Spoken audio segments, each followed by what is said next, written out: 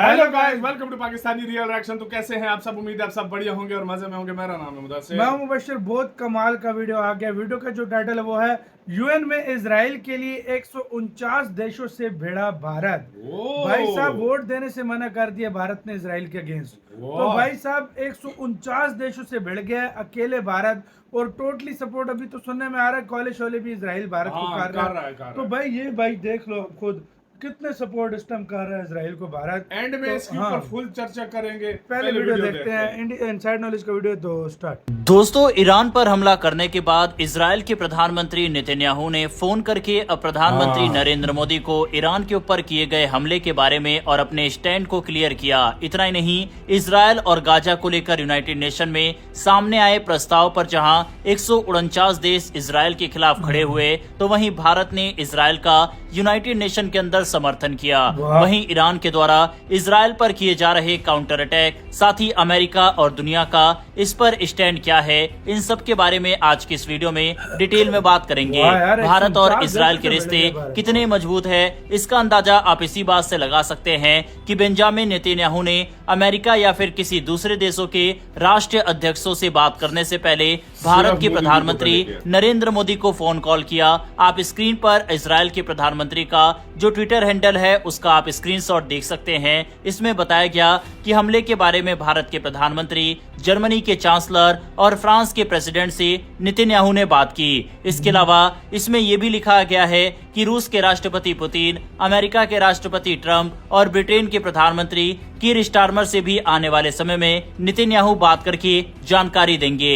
इसके अलावा इजराइल की तरफ से एक और ट्वीट किया गया जिसमें बताया गया कि जिन लीडरों से उनकी बात हुई है उन लोगों ने इजराइल के स्टैंड को पूरी तरह से समझा है। इसके अलावा आप स्क्रीन पर प्रधानमंत्री नरेंद्र मोदी का भी ट्वीट देख सकते हैं। मोदी जी ने भी इसकी जानकारी सोशल मीडिया पर पोस्ट करके दी। ताजा हालात की बात करें ईरान और इजराइल के बीच, तो इस समय दोनों देश फुल फ्लैज वॉर की तरफ बढ़ रहे हैं। दोनों तरफ से अब भारी हमले एक दूसरे के ऊपर किया जा रहा है। जहां पहले इजराइल के द्वारा 200 फाइटर जेट के साथ ईरान के न्यूक्लियर साइट सहित कई महत्वपूर्ण ठिकानों को पिन पॉइंट एक्यूरेसी के साथ तबाह किया गया, तो उसके बाद ईरान की तरफ से सैकड़ों ड्रोन इजराइल के ऊपर मारे गए, लेकिन आधे से ज्यादा ड्रोन को बीच रास्ते में ही इजराइल के द्वारा नष्ट कर दिया गया। साथ ही बाकी हमलों को इजराइल का डिफेंस सिस्टम ने रोक लिया। वहीं अब ईरान इजराइल के ऊपर मिसाइल अटैक कर रहा है। लगातार इजराइल के ऊपर देर रात ईरान की तरफ से कई हमले किए गए और पूरी रात इजराइल में सायरन बजता रहा।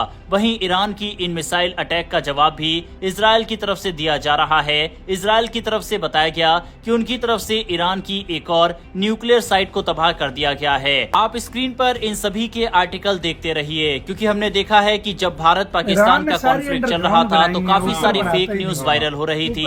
इसीलिए रेफरेंस और फैक्ट के साथ न्यूज देखना और समझना जरूरी है। इजराइल ने देर रात फ्रेश स्ट्राइक ईरान के इस्फहान न्यूक्लियर फैसिलिटी पर भी की। इस समय ईरान के लिए सबसे बड़ी मुसीबत यह है कि ऊपर से तो इजराइल ईरान के ऊपर हमला कर ही रहा है, इसके अलावा मोसाद का नेटवर्क ईरान के अंदर भी काफी मजबूत है और ईरान के अंदर से भी मोसाद ने बड़े ऑपरेशन चला रखे हैं। ईरान की तरफ से लगातार धमकी तो दी जा रही है, लेकिन वह इजराइल को रोकने में नाकाम रहा है, जिसको देखते हुए ईरान ने रिक्वेस्ट की है यूनाइटेड नेशन से एक अर्जेंट मीटिंग बुलाने की, और उम्मीद है कि ये मीटिंग आज हो। दूसरी तरफ दोनों देशों के बीच शुरू हुए इस युद्ध को लेकर दुनिया भर के देशों से प्रतिक्रिया सामने आ रही है। अरब देशों की तरफ से तो एक और इजराइल के द्वारा ईरान के ऊपर किए गए हमले को कंडेम किया गया। इतना ही नहीं, सभी देशों से रिक्वेस्ट मिडिल ईस्ट के देशों ने की है कि इस रीजन में शांति लाने का प्रयास करे। दूसरी तरफ जब इजराइल ने ईरान के ऊपर हमला किया तो उस दौरान अमेरिका की तरफ से साफ बयान दिया गया था कि हमारा इस हमले से कोई लेना देना नहीं है। ऐसे में सवाल उठ रहा था कि क्या इजराइल की डिफेंस के लिए अमेरिका सामने आएगा या फिर नहीं, क्योंकि ईरान के द्वारा काउंटर अटैक जरूर इजराइल के ऊपर किया जाएगा। तो अब इसका भी जवाब खुद राष्ट्रपति ट्रंप की तरफ से दिया गया।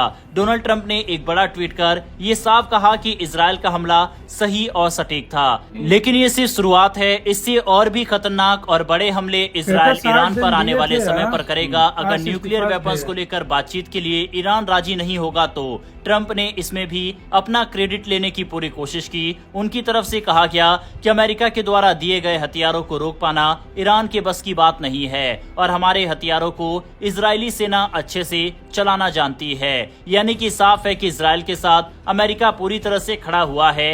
लेकिन इस युद्ध में भी ट्रंप अपना क्रेडिट लेना नहीं भूल रहे। वहीं अब बात करते हैं इजराइल के खिलाफ यूनाइटेड नेशन में लाए गए प्रस्ताव के बारे में। 2024 में इसी तरह के प्रस्ताव में इजराइल के खिलाफ जाते हुए भारत ने प्रस्ताव का समर्थन किया था, जिसने सभी को चौंका दिया था। लेकिन इस बार भारत ने इस प्रस्ताव से दूरी बनाकर एक बार फिर इजराइल का साथ दिया। हाल ही में संयुक्त राष्ट्र महासभा यानी यूनाइटेड नेशन जनरल असेंबली में एक बेहद अहम प्रस्ताव लाया गया। इस प्रस्ताव में इजराइल और हमास के बीच तुरंत संघर्ष विराम की मांग की गई और गाजा में मानवीय सहायता को बिना किसी बाधा के पहुंचाने की अपील की गई। स्पेन ने इस प्रस्ताव को पेश किया। इसमें 180 देशों में से 149 देशों ने इसका समर्थन किया, लेकिन भारत ने वोटिंग से अलग रहने का फैसला किया। अब यहाँ सबसे बड़ा सवाल यही उठता है, भारत ने इस प्रस्ताव का समर्थन क्यों नहीं किया? तो इसका जवाब में संयुक्त राष्ट्र में भारत के स्थायी प्रतिनिधि हरीश ने कहा, भारत गाजा में मानवीय संकट को लेकर गहरी चिंता जताता है, लेकिन हमने पहले भी इसी तरह के प्रस्ताव पर वोटिंग में हिस्सा नहीं लिया था। उनका कहना था कि भारत का रुख संवाद और कूटनीति के जरिए समाधान की नीति पर आधारित है। यानी भारत चाहता है कि इजराइल और फिलिस्तीन के बीच सीधा संवाद हो, न कि किसी एक पक्ष की आलोचना। यानी कि अगर सिर्फ इजराइल को टारगेट करते हुए कोई भी प्रस्ताव यूनाइटेड नेशन में आएगा तो भारत उसका समर्थन नहीं करेगा। और अगर पीछे देखे तो बात में दम भी दिखती है। दिसंबर 2022 में भारत ने उस प्रस्ताव पर वोट नहीं किया जिसमें इजराइल की मानवाधिकार हनन की आलोचना की गई थी। अक्टूबर 2023 संघर्ष विराम पर प्रस्ताव भारत ने फिर से एब्सटेन किया। दिसंबर 2024 गाजा को अंतर्राष्ट्रीय न्यायालय भेजने की बात पर भी भारत ने दूरी बनाए रखी। सिर्फ एक बार दिसंबर 2024 में भारत ने तत्काल संघर्ष विराम के समर्थन में वोट दिया था, लेकिन इस बार भारत ने फिर से मतदान में हिस्सा नहीं लिया। यानी कि भारत ने हर बार यूनाइटेड नेशन में अगर इजराइल के खिलाफ कोई भी प्रस्ताव लाया जाता है तो भारत ने उस प्रस्ताव का समर्थन न करते हुए इजराइल का साथ दिया। इस बार भारत उन 19 देशों में शामिल रहा जिन्होंने वोटिंग से दूरी बनाई। साथ में थे अल्बानिया, इक्वाडोर, डोमिनिका, मलावी, करिबिती जैसे छोटे देश। दिलचस्प बात ये रही कि भारत अकेला ऐसा देश था जो न सिर्फ दक्षिण एशिया से बल्कि ब्रिक्स और एससीओ जैसे बड़े ग्रुप से भी वोटिंग से दूर रहा।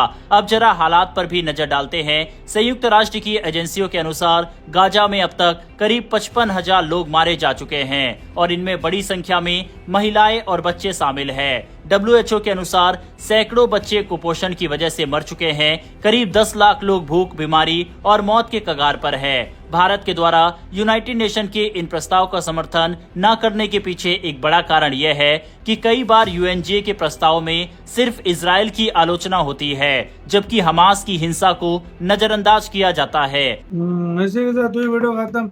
भारत ने मतलब 149 देशों के खिलाफ एक तरह से जाकर मतलब इजराइल के एक तरह से उसकी वजह मैं एक बात बताऊं तुम्हें, 80 to 90% इंडियंस कल मैंने सोशल मीडिया पे देखा है वो इजराइल के साथ थे। भाई इंडियन सारे इजराइल के और उसकी वजह भी बताता हूँ बनता क्यों है। हाँ। देखो पाकिस्तान के साथ कोई मसला हो, उसने मदद की है, सबसे पहले इजराइल ने मदद की है इंडिया की, और इंडिया ने इस चीज को नहीं भूलते। ये बात सच है। अब कल सारे पाकिस्तानी ईरान के साथ हुए थे।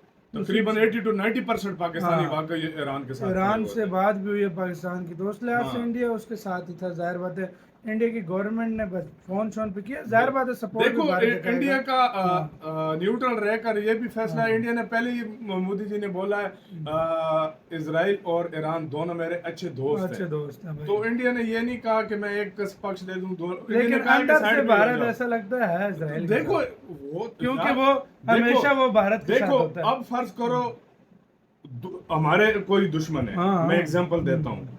एक बंदा है जो हमेशा हमारा साथ देता है, कल को उसके साथ उसकी लड़ाई हो जाती है, तुम किसका साथ दोगे? जाहिर बात है जो मेरा साथ देता है। यही बात है। तो इंडिया ने हमेशा इसी तरह किया। तो आपका इसके ऊपर क्या राय बताना, अपना बहुत अच्छा रखना था।